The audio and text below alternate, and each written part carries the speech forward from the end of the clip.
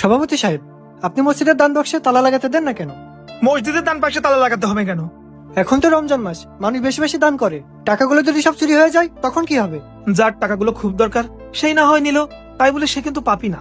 আল্লাহর ঘরের টাকাই যদি কোনো বান্দার উপকারে আসে তাহলে আল্লাহ তো সব থেকে বেশি খুশি হবে, তাই না?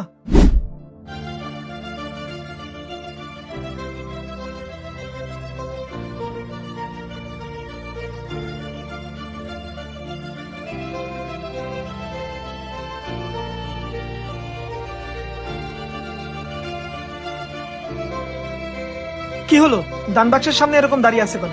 সভাপতি সাহেব, মসজিদের দান বাক্স থেকে তো সব টাকা চুরি হয়ে গেছে। আমি আপনাকে কত করে বললাম মসজিদের দান বাক্সে তালা লাগে, কিন্তু আপনি আমার কোনো কথাই শুনলেন না। যার টাকাগুলো খুব দরকার ছিল সে নিয়ে গেছে, এত চিন্তা করার কি আছে? শান্ত হও, আল্লাহ যা করে ভালোর জন্যই করে। এত বড় ঘটনা ঘটে গেল, সভাপতি কিভাবে চুপ থাকতে বলে? তাহলে কি এই চুরির পেছনে সভাপতির হাত আছে? হ্যাঁ হ্যাঁ, আপনি 2 গাড়ি বালি কালকেই দিয়ে যেয়ে নেন, মসজিদের পিছনের মাঠে ফেলবেন। আসসালামু আলাইকুম। ওয়ালাইকুম আসসালাম। মসজিদের দ্বিতীয় তলা কাজ চলছে বুঝি? হ্যাঁ, আগামীকাল থেকে ফ্লোরের কাজ শুরু হবে। সভাপতি সাহেব, আমরা মসজিদের কাজের জন্য কিছু টাকা দান করতে চাই, যদি আপনি কিছু মনে না করেন। হ্যাঁ অবশ্যই, দান করতে পারো।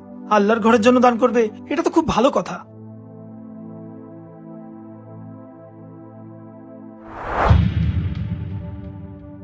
এই যে আমাদের পক্ষ থেকে 1.5 লক্ষ টাকা।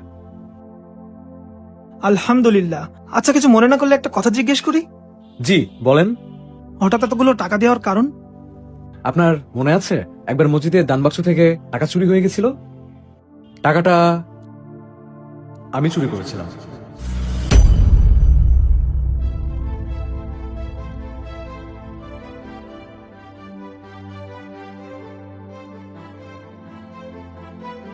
আসলে হঠাৎ করে আমার চাকরিটা চলে যায়, আমি ঠিক মতো সংসার চালাতে পারছিলাম না।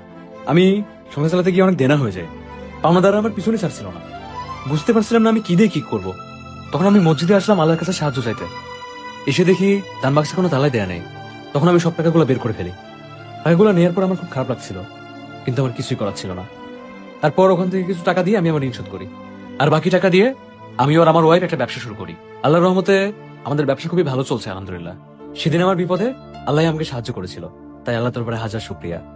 তুমি জানো যখন টাকাগুলো চুরি হয়েছিল তখন আমি কি বলেছিলাম? জি, কি বলেছিলেন? নিশ্চয় টাকাগুলোর মাধ্যমে আল্লাহ তার কোনো বান্দাকে সাহায্য করেছে। যাই হোক, আমি তোমাদের জন্য দোয়া করি, তোমরা যেন সবসময় সুখে থাকো। ঠিক আছে, আমরা তাহলে আসি। আসসালামু আলাইকুম। ওয়ালাইকুম আসসালাম। মহান আল্লাহ পাক যাকে ইচ্ছা তার আপন শক্তি দিয়ে সাহায্য